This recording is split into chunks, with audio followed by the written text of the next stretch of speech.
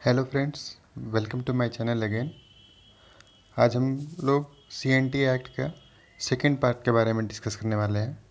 ये हमारा होपफुली आखिरी लेक्चर होगा इस टॉपिक पे। इसके बाद आपको क्लियर अंडरस्टैंडिंग होगी कि CNT एक्ट कैसा है, इसमें क्या खामियां हैं, क्या चेंजेस करने की ज़रूरत है और क्या एग्ज़ाम में आने पॉइंट ऑफ व्यू से एग्ज़ाम पॉइंट ऑफ व्यू से क्या इंपॉर्टेंट है और उसको हम लोग कैसे याद करेंगे, ये सारी चीज़ क्लियर हो जाएगी। तो अगर आपने हमारा पहला वीडियो नहीं देखा है इस टॉपिक पे तो जाके देख लीजिए, क्योंकि बहुत सारी डेफिनेशंस हम इस टॉपिक में यूज़ करने वाले हैं उस लेक्चर से। ठीक है, तो चलिए स्टार्ट करते हैं। तो सबसे पहले हम लोग बात करेंगे, जैसा कि हम लोग बता रहे थे कि छोटा नागपुर में इस में CNT एक्ट में टोटल 19 चैप्टर्स हैं एंड 271 सेक्शंस है।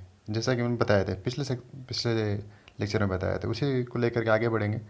तो हम लोग देखिए, अब इस इतने सारे चैप्टर 19 चैप्टर्स हैं, 271 सेक्शंस है, इसको याद करना पॉसिबल नहीं है। मतलब कि पॉसिबल नहीं है, मतलब कि अगर आप कर सकते हैं, लेकिन इतना एफर्ट देने के बाद सिर्फ 5 क्वेश्चन के लिए 271 आर्टिकल्स बहुत ज़्यादा होगा। तो मेरी माने तो इतना ना करें, जो कुछ कुछ इंपॉर्टेंस है 20-30 वो करें।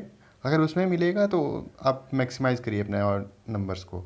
अब पूरे 271 पढ़ के 5 मार्क्स करके अगर आप पूरा करने की कोशिश करोगे तो कुछ ना कुछ और छूट जाएगा। इससे अच्छा है कि इसको कम टाइम दो और इसमें 5 क्वेश्चन में 4 क्वेश्चन 3 क्वेश्चन के टारगेट करो, और जो कि अच्छा होगा, बहुत अच्छा होगा। 4 क्वेश्चन अगर आप बना लेते हो तो बहुत अच्छा होगा। और इस टारगेट करके कुछ और पढ़ो। बाकी टाइम में बहुत सारी चीज़ पढ़ने में है, बहुत बहुत लेंदी है। पेपर 2 JPSC का प्रीलिम्स का बहुत लेंदी है। सो आप उसमें बाकी में टाइम दो तो वो ज़्यादा अच्छा रहेगा। तो याद करने का थोड़ा ट्रिक देख लेते हैं कि एक ट्रिक से एक अगर आप 2 सिर्फ सेक्शन याद कर लोगे तो आप पूरा 1 से 10 चैप्टर तक अच्छे से डिटेल में, मतलब आपको याद रहेगा कि कौन किस में है, कौन सा चैप्टर में कितना सेक्शन है, इस टाइप का। तो कैसे याद करेंगे, सबसे पहले मैं बता देता हूँ। ये जो चैप्टर 5 में है ना, चैप्टर 5 में सेक्शन 37 नंबर सेक्शन है, वो चैप्टर 5 में है, ये याद रखिए। ठीक है। दूसरा है कि चैप्टर 7 में 43 है। ठीक है, 43 नंबर सेक्शन। ठीक है, ये चैप्टर है और ये सेक्शन की बात हो रही है। ठीक है, तो चैप्टर 7 में क्या है, 43 नंबर सेक्शन है। यही एक दो सेक्शंस है जो एक चैप्टर में सिर्फ एक ही सेक्शन रखते हैं, बाकी से सारे चैप्टर्स में मल्टीपल सेक्शंस है। ठीक है, इसलिए ये भी पॉइंट ऑफ व्यू से इंपॉर्टेंट है कि एक ही है उसमें। तो ये पूछ लेगा कि उस चैप्टर में कौन सा सेक्शन है, तो आपको पता होना चाहिए। तो सिर्फ दो चीज़, एक 37 है, एक दूसरा 43। 43 को 7 से रिलेट करना बहुत आसान है, 4+3 होता है 7। तो आप ऐसे 7 याद करके रख सकते हैं। ठीक है, वैसे ही अगर 8 को ये चैप्टर 8 का रखे तो 8 का होता है 4+4। ठीक है, एक को आइडिया, रफ आइडिया रहना चाहिए कि आपके कहाँ पे होगा वो मतलब 7th जो चैप्टर है वो कहाँ पे सेक्शन होगा, 40s में होगा। तो 4+3 करके इस तरह से कर सकते हैं। सिर्फ मेन आपको याद रखना 37 जो सेक्शन होते हैं, सेक्शन 37 ये याद रखना चैप्टर 5 से है। चलिए अब ट्रिक बताते हैं कैसे पूरा का पूरा याद कर सकते हैं। 1 से 10 तक मैं बताने वाला हूँ। देखिए कैसे, 1 का स्क्वायर कर दीजिए तो क्या हो जाएगा 1। ठीक है, 2 का स्क्वायर हो जाएगा 4, 3 का स्क्वायर हो जाएगा 9, 4 का स्क्वायर हो जाएगा 16। ठीक है, 1 का 4, 2 का 1 का 1, 2 का 4, 3 का 9 एंड 4 का 16। ठीक है, ये याद कर लिए। अब देखिए जैसे ही याद हो जाएगा, 2 का 4 से स्टार्ट हो रहा है, मतलब 1 का 3 तक खत्म होगा। ठीक है, 1 का 3 तक खत्म हो रहा है, 2 का 4 से स्टार्ट हो रहा है। ऐसे 3 का 9 से स्टार्ट हो रहा है तो 2 का 8 पे ख़त्म हो जाएगा। 4 का 16 से स्टार्ट हो रहा है तो ये 15 तक खत्म हो जाएगा। और जैसा हम बताया था 5 याद कर लिया पहले से, 5 याद कर लीजिए तो 16 से 36 तक चला जाएगा। ठीक है, ये लगातार याद हो गया। अब आ जाए 6 पे आ जाते हैं। जैसे कि 7 पे 43 है तो ये 38 से 42 तक होगा, ऐसे ही सिंपल। तो ये याद कर लिया 7 का 43, मतलब सिर्फ दो आपको याद करने हैं। ठीक है, और बाकी आपके सारे याद हो जाएंगे। कैसे देखो, 8 में 44 से है, कहाँ तक होगा 8 सेक्शन, इसमें टोटल 8 सेक्शन है। 8 में 44 से 51 टोटल 8 सेक्शंस। ठीक है, वैसे ही चलेंगे 9 और 10 में, दोनों में 12-12 सेक्शन है। ठीक है, ऐसे ही। अब बताइए कहाँ से कैसे। ठीक है, 1 का 1 से 3 तक कैसे होगा, आप समझ रहे हैं, स्क्वायर करके सिंपल। 2 का 3 का 4 का स्क्वायर करेंगे, इस तरह से निकाल लेंगे। 5 का 37 याद, ये याद करना है। 6 का 38 से 42 तक हो जाएगा। 7 का 43 अब याद कर लिए। 8 का मैंने बताया 8 सेक्शन है उसमें, 44 से 8 ऐड कर लीजिए, 44 इंक्लूड करके ऐड करिएगा तो 51 आ जाएगा। ठीक है, और 9 और 10 चैप्टर में क्या हो जाएगा 12 सेक्शन। ठीक है, नेक्स्ट चलते हैं। देखिए अब डिटेल में आते हैं कि क्या है सेक्शन में, क्या है स्पेसिफिक, क्या है ये पूछता है एग्जाम में, पूछता है ऐसे। जैसे चैप्टर 1 में क्या है भैया, डेफिनेशंस है। जितने भी डेफिनेशंस हम बात किए थे पिछले लेक्चर में, उसमें जो डेफिनेशन है वो डिटेल में लिखे हुए हैं इसमें, ठीक है। जैसे कि ये रिज्यूमेबल टेन्योर क्या है, ठीक है, ये रैयत क्या है, ये सब डेफिनेशन दिया हुआ है इस टाइप से, ठीक है। जैसे रैयत का सेक्शन 6 में दिया हुआ है वैसे ही इधर का है, ठीक है। इसमें बोला गया था कि जो ये जो आया था ना, ये जो CNT एक्ट है ये वो लगेगा नॉर्दर्न छोटा नागपुर, साउदर्न छोटा नागपुर, और इसके अलावा म्यूनसिपैलिटी या नोटिफाइड एरिया है ना, जो किसके अंदर में, बिहार एंड उड़ीसा एक्ट 1922 के अंडर में जो एरिया है वो भी इसमें इंक्लूडेड रहेगा। क्यों? क्योंकि देखो उस समय बिहार का कुछ पार्ट है ना, बिहार मतलब झारखंड जो है वो पार्ट था बिहार का, इसलिए। और उड़ीसा का कुछ पार्ट ये थे हमारे झारखंड, ठीक है। सॉरी, कहने का मतलब कि झारखंड का कुछ पार्ट है ना उड़ीसा में था उस समय, जो कि 34 में वो डिवाइड होकर के इधर कुछ आया है, ठीक है, सिंहभूम वाला एरिया है, ठीक है। वैसे ही चैप्टर 2 में आए, चैप्टर 2 में क्या होगा, सेक्शन 4 से 8 है, ठीक है। और क्लास ऑफ टेनेंट्स का डिफिनेशन है इसमें, कैसे भाई कौन कौन टेनेंट्स है ये डिफाइंड है। जैसे कि टेनेंट्स ही ये होते हैं, टेन्योर होल्डर, रैयत, ये सब टेनेंट्स है, ठीक है। टेनेंट्स के ये प्रकार हैं कि कैसे कैसे कौन कौन है। तो इसमें जैसे कि ये सेक्शन 4 में दिया होगा, सेक्शन 5 में दिया होगा। रैयत जो हम इतनी देर से बोल रहे हैं, रैयत बार बार बता रहे हैं, ये सेक्शन 6 में है, ये बहुत इंपॉर्टेंट है इसलिए हम बार बार इसको बोल रहे हैं।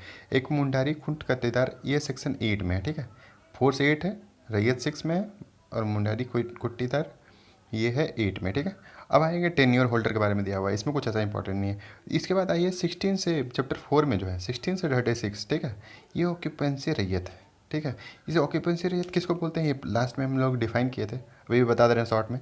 जो मतलब एक्ट आने से पहले 12 साल तक अगर कोई रैयत रहा है तो उसको सेटल रैयत बोलते हैं, ठीक है। ये इंपॉर्टेंट है, ठीक है।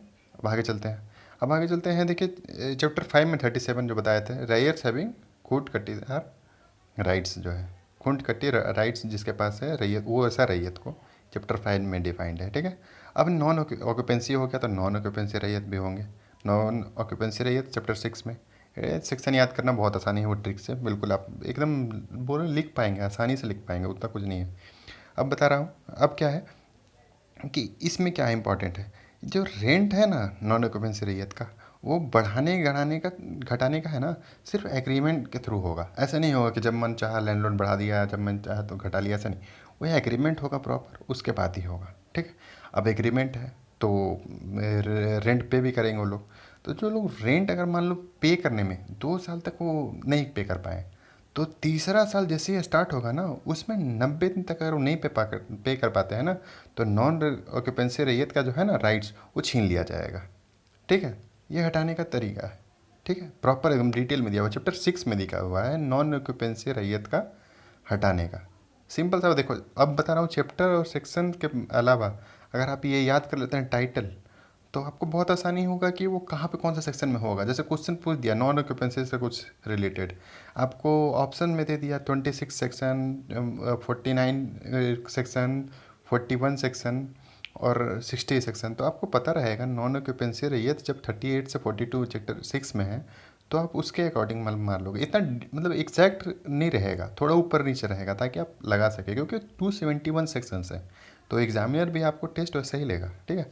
तो मान लीजिए कोई होता है कभी कभी कि ये अगर कोई नॉन ऑक्यूपेंसी रैयत है, वो रेंट पे करने पे है ना रिफ्यूज़ कर दिया कि हम नहीं पे करेंगे जी, तो लैंडलॉर्ड क्या करें, लैंडलॉर्ड क्या करेंगे इस कंडीशन में, वो जा करके अप्लाई कर सकते हैं, बोल सकते हैं, एप्लीकेशन डाल सकते हैं डिप्टी कमिश्नर के पास कि भैया ये नॉन ऑक्यूपेंसी रैयत है जो फेल हो गया है और देने से मना कर रहा है, तो इसका छीन करके हमको दिया जाए। यहाँ पे जो भी, यहाँ पे इसमें CNT एक्ट में एक चीज़ खास बात है कि कुछ भी अगर इसमें जजमेंट का बात हो ना, तो सारे जजमेंट सारे अंदर किसके अंडर में होते हैं, डिप्टी कमिश्नर के अंदर में, मतलब इसका यही करता रहता है, मतलब कोर्ट समझ लो कि इस टाइप का ये एक्ट करते हैं, ठीक है। और इसमें देखो चैप्टर 7 में सिंपल सा 43 सेक्शन है, 43 सेक्शन नंबर, और इसमें लिखा हुआ है कोई लैंड है जो एग्जेम्प्टेड है इस प्रोविजन से, चैप्टर 4 एंड 6, चैप्टर 4 मतलब ऑक्यूपेंसी और चैप्टर 6 मतलब नॉन ऑक्यूपेंसी, इससे। चलिए ठीक है, आगे बढ़ते हैं। ओके, इसके बाद बढ़ते हैं चैप्टर 8। चैप्टर 8 बहुत इंपॉर्टेंट है, इसमें क्या है, lease and transfer of holding. ये बहुत इंपॉर्टेंट है क्योंकि इसमें बहुत विवाद रहता है, हमेशा कंट्रोवर्सी में रहता है, इसलिए बहुत चर्चे में रहता है। और एग्जामिनर वहीं से क्वेश्चन पूछता है जो जानता है, एक्सपेक्ट करता है कि स्टूडेंट जवाब दे, ठीक है, इसलिए वहीं से ज़्यादातर पूछेंगे, जो बहुत चर्चे में रहता है, ठीक है। इसमें क्या है, ये 44 से 51 तक है, 8 सेक्शन है, मैंने बताया था, काउंट कर सकते हैं। उसी तरह से बिल्कुल तरीके से जाइए, आपको याद भी रहेगा। जैसे कि रैयत गेट लीज फ्रॉम लैंडलॉर्ड, एक डॉक्यूमेंट होगा, रैयत किससे पाएगा? लैंडलॉर्ड से, भैया कि हम कुछ चल रहा है, उन लोगों का एग्रीमेंट है, तो डॉक्यूमेंट हो, डॉक्यूमेंट पाने का जो लिखा हुआ है एग्जैक्टली वो सेक्शन 44 में। और उसी तरह सेक्शन 45 में होगा, लैंडलॉर्ड भी को के पास भी डॉक्यूमेंट रहना चाहिए, ठीक है। अब आगे जाए कि लैंड ट्रांसफ़र होने का, ट्रांसफ़र वाला जो भी लैंड का है ना, वो 46 सेक्शन नंबर 46 में दिया हुआ है, ठीक है। इसमें क्या है कि अब इसमें क्या प्रोविज़न है कि अगर आप एसटी हैं, ठीक है, एसटी हैं तो आप अपना लैंड ट्रांसफ़र कर सकते हैं दूसरे एसटी को, सिर्फ एसटी को, ठीक है। कि कहाँ पे? With in police station area. उस पुलिस स्टेशन, मान लो कि सपोज़ करो कि तुम है किसी पुलिस स्टेशन में, तुम्हारा जो भी है बैंक मोड़ कुछ भी रख लो, उसके अंडर में जो एरिया होगा ना, उसी के अंडर में अगर कोई एसटी है तो आप खरीद सकता है, कोई दूसरे एरिया में नहीं, ठीक है। ये वाला, ये लिमिटेशंस पे समझ सकते हो। तो और दूसरा है कि एससी है, शेड्यूल कास्ट और बैकवर्ड क्लास, इसके लिए क्या है कि इसका जो परमिशन है ना, इसका भी परमिशन लेना पड़ेगा डिप्टी कमिश्नर से। लेकिन इसका बड़ा एरिया है, जैसे कि मान लो कि एससी है ना, आपको पुलिस स्टेशन के अंदर में नहीं खोजना है क्या इसी एरिया में कोई रहता है कि नहीं, आप पूरा डिस्ट्रिक्ट में खोज सकते हो। सपोज करो आप बोकारो में रहते हो, ठीक है, तो पूरा बोकारो डिस्ट्रिक्ट का वहाँ पे उसके अंदर चलता है, इस तरह से चलता है, ठीक है। ठीक है, आगे चलते हैं। इसके बाद आते हैं कि कोर्ट का है ना, मतलब कोर्ट के ऊपर रिस्ट्रिक्शन लगा के रखा है कि भैया आप किसी को ऑर्डर नहीं दे सकते हैं कि रैयत का राइट है ना वो बेच दो, ठीक है। इसका 47 में दिया हुआ है, ठीक है। तो उसी तरह भूमियारी राइट्स है, उसको भी कोर्ट के ऑर्डर से नहीं बेच सकते हैं, इसके बारे में 48 में दिया हुआ है। और एक बहुत इंपॉर्टेंट है, गवर्नमेंट है ना ले सकता है ज़मीन, ठीक है, इन लोगों का, एसटी का, एससी का, इस लोगों का ज़मीन ले सकता है, किस पर्पज़ के लिए? इंडस्ट्री और माइनिंग के लिए, ठीक है। ये पहले से है, ठीक है।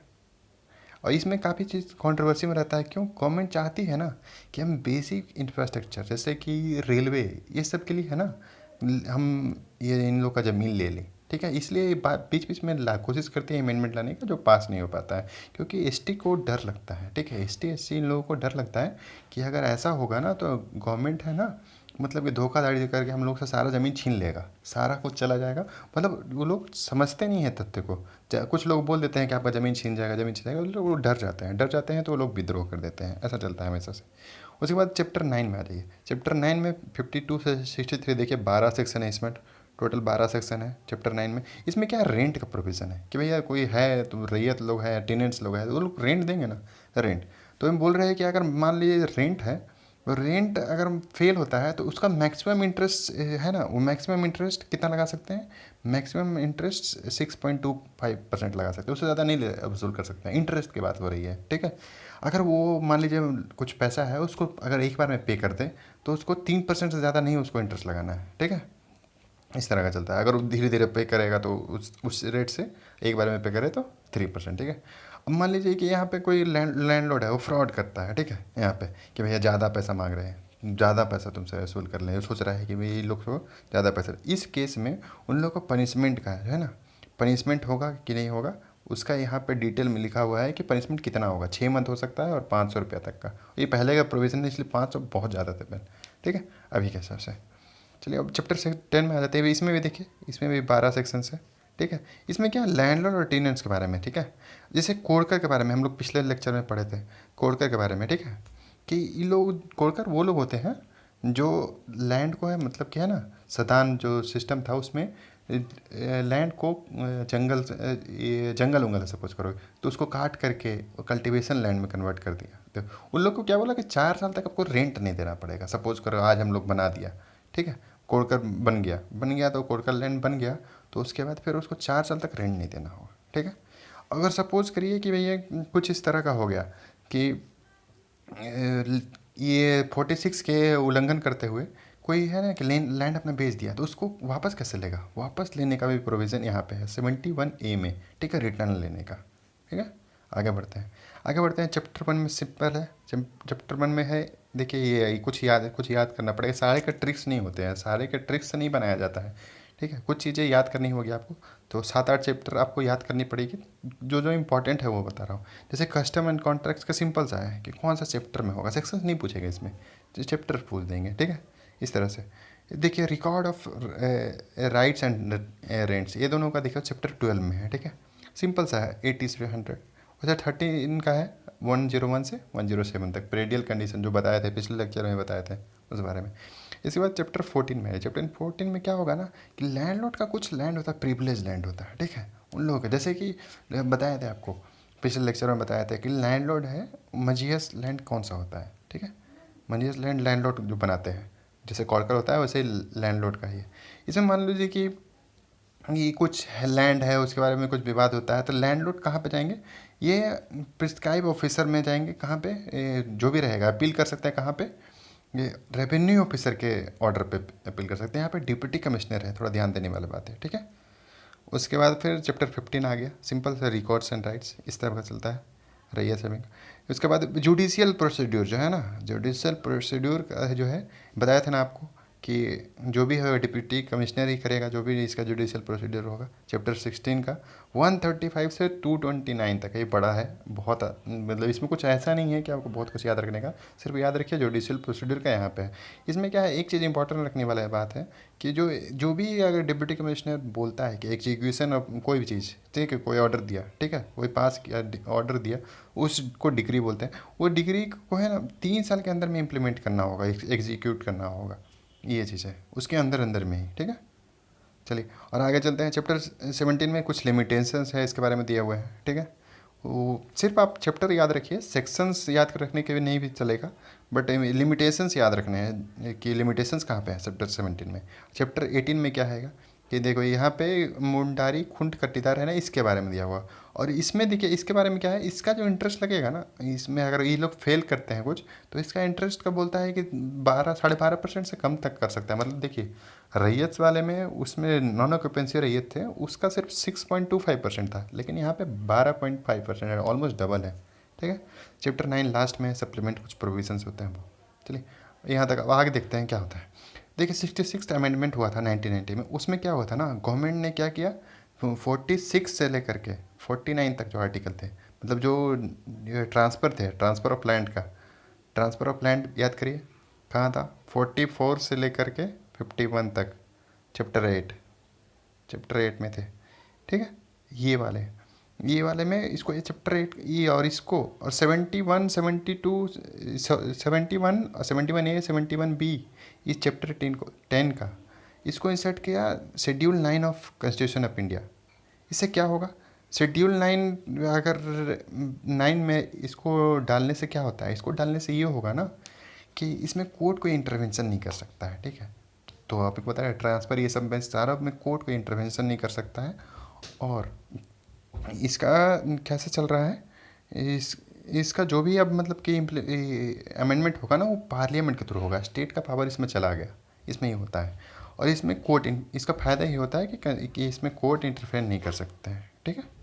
अब आगे चलते हैं। अब अभी रिसेंट अमेंडमेंट क्या क्या हो चल रहे थे, देखिए क्या हो रहा था ना, 46 में आपको बताए थे कि लोन देने का है ना, लोन देने के लिए 5 साल तक ही लीज में इन लोग का, मतलब कि इन लोग का एसटी का जो लैंड होता है ना, इन लोग का रिस्ट्रिक्शन है कि 5 से ज़्यादा साल से ज़्यादा आप लीज पे नहीं दे सकते हैं। ये किस लिए लाया गया था, इसलिए लाया गया था कि कोई धोखाधड़ी करके ज़मीन बेच ना दे, इसलिए ये 5 साल से ज़्यादा आप कोई ज़मीन लीज पे रह ही नहीं सकता है, इसलिए लाया गया था। इसका पहले बहुत फ़ायदा था, लेकिन अभी क्या हो गया है, अभी एसटी लोग बहुत सफ़र कर रहे हैं और वो बेचना चाहते हैं। बैंक के पास गए हैं कि भैया मेरे को 20 साल के लिए लोन चाहिए, होम लोन चाहिए मान लो, लोन है ना, देने के लिए मना कर देता है बैंक। क्यों? क्योंकि बैंक को पता है 5 साल बाद हमारे पास ये राइट नहीं रहेगा इसका, लैंड का जो हम रखेंगे ज़मीन का कुछ कागज़, तो मेरे पास कुछ हक ही नहीं रहेगा इसको वसूलने का।